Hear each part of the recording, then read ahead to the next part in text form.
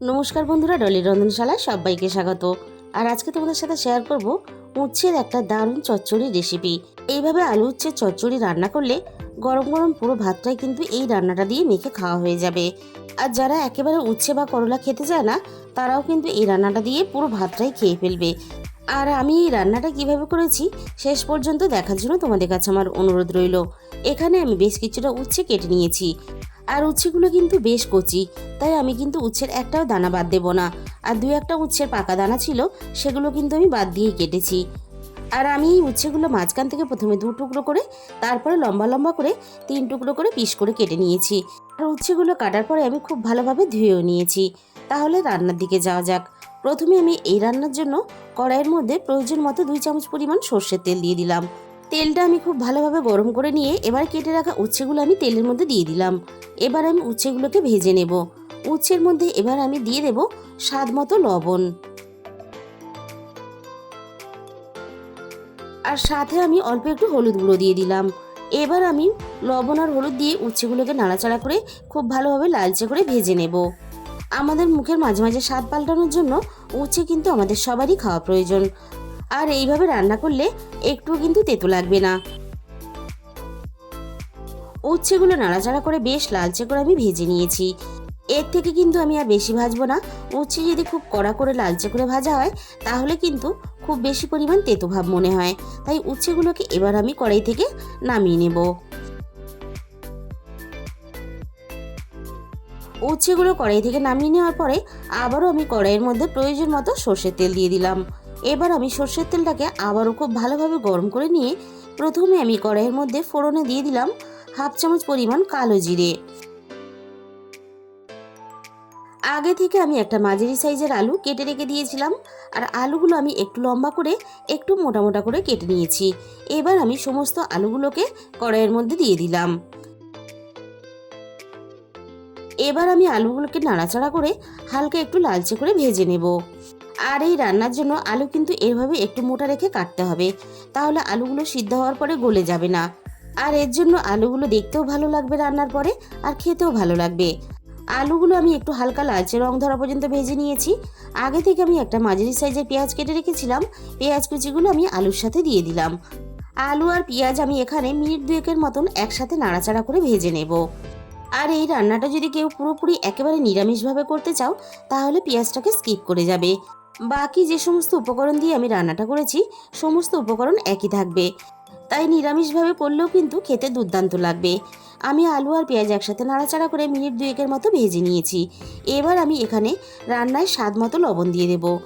আগে রান্নার মধ্যে লবণটা দিলে তাহলে পেঁয়াজ থেকে জল ছেড়ে দিত, আর পেঁয়াজটা কিন্তু খুব ভালোভাবে ভাজে যেত না। আবারও আমি আলু পেঁয়াজ একসাথে মিনিট খানেকের মতো নাড়াচাড়া করে ভেজে নেব। আলু আর পেঁয়াজ একসাথে এদিকে আরও একটু ভাজা হতে থাক। এই ফাঁকে কিন্তু আমি এবার একটা মশলা বানিয়ে নেব। এর জন্য আমি একটা মিক্সিং জার নিয়ে নিয়েছি। মিক্সির জারের মধ্যে আমি প্রথমে 8 থেকে 10টা কাঁচা চীনাবাদাম দিয়ে দিলাম।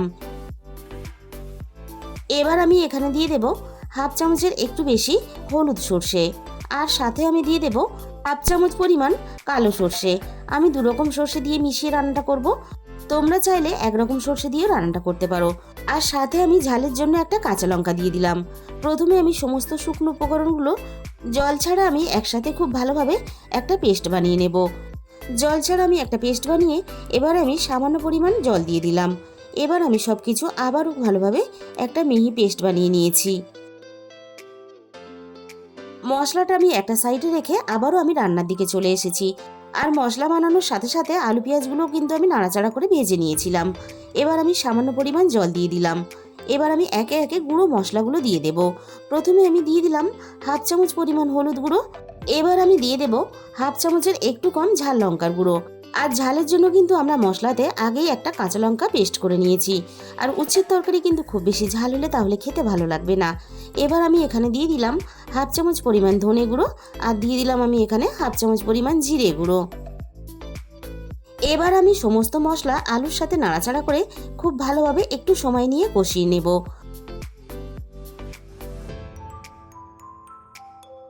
আলুর সাথে আমি মশলাটাকে মিনিট 5-এর মতো নাড়াচাড়া করে খুব ভালোভাবে কষিয়ে নিয়েছি।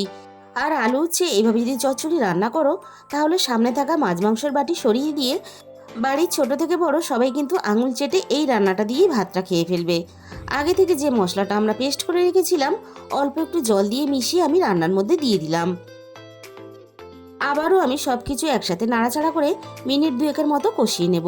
আর এক্সট্রা যে মশলার সাথে আমি জলটা ব্যবহার করেছি, এইভাবে কষানোর সাথে সাথে জলটাও কিন্তু আমি টানিয়ে নেব।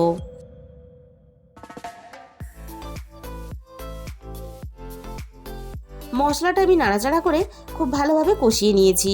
আর রান্না থেকে সুন্দরভাবে কিন্তু তেলটাও আলাদা হতে শুরু করে দিয়েছে। মশলা থেকে তেলটা কিন্তু উপরে সুন্দরভাবে ভেসে উঠেছে। এবার আমি রান্নার মধ্যে ছোট গ্লাসের 1 গ্লাস পরিমাণ জল দিয়ে দিলাম। এবার আমি সবকিছু একসাথে নাড়াচাড়া করে খুব ভালোভাবে মিশিয়ে দেব।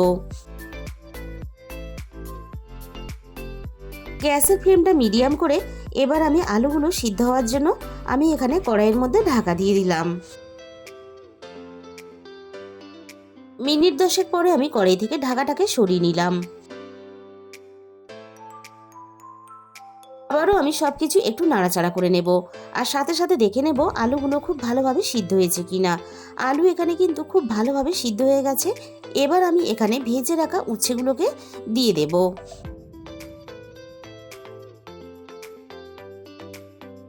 ভেজে রাখা উচ্ছেগুলোকে আমি রান্নার মধ্যে দিয়ে এবার আমি সব কিছুর সাথে নাড়াচাড়া করে একটু খুব ভালোভাবে মিশিয়ে দেব। আর উচ্ছেগুলো যেহেতু আগে থেকেই আমাদের খুব ভালোভাবে ভাজা আছে, তাই কিন্তু উচ্ছেগুলো দেওয়ার পরে খুব বেশিক্ষণ রান্না করতে লাগবে না। উচ্ছেগুলো শুধুমাত্র একটু নরম হওয়ার জন্য মিনিট খানেকের মতো আবারও আমি কড়াইয়ের মধ্যে ঢাকা দিয়ে দিলাম। আর 1 মিনিট পরে আমি কড়াই থেকে ঢাকাটাকে সরিয়ে নিলাম। উচ্ছেগুলো এখানে খুব ভালোভাবে কিন্তু নরম হয়ে গেছে। আবারও আমি রান্নাটাকে একটু নাড়াচাড়া করে দেব, যাতে তলা থেকে না লেগে যায়। আর উচ্ছের তরকারি কিন্তু আমাদের এখানে পুরোপুরি রেডি হয়ে গেছে। তাহলে বন্ধুরা, একদিন হলেও কিন্তু এই রেসিপিটা বাড়িতে তোমরা অবশ্যই ট্রাই করে দেখো। আর কেমন লাগলো অবশ্যই কমেন্ট বক্সের মাধ্যমে জানিও। তাহলে বন্ধুরা, আজকের এই রেসিপিটা ভালো লাগলে প্লিজ একটা ভিডিওতে লাইক করে দিও আর নিজেদের বন্ধুদের মধ্যে শেয়ার করে দিও। আর আমার চ্যানেলের যে সমস্ত নতুন বন্ধুরা এখনো পর্যন্ত আমার চ্যানেলটাকে সাবস্ক্রাইব করনি, এরকম নতুন নতুন রেসিপি পেতে চ্যানেলটাকে সাবস্ক্রাইব করে পাশে থাকা বেল আইকনটা অল করে দিও। তাহলে আমি যখনই কোনো নতুন রেসিপি আপলোড করব সবার আগে তোমার কাছে পৌঁছে যাবে। আর তোমাদের মূল্যবান সময় দিয়ে আমার এই রেসিপিটা শেষ পর্যন্ত দেখার জন্য তোমাদের সবাইকে অসংখ্য ধন্যবাদ। আজকে তাহলে এই পর্যন্ত।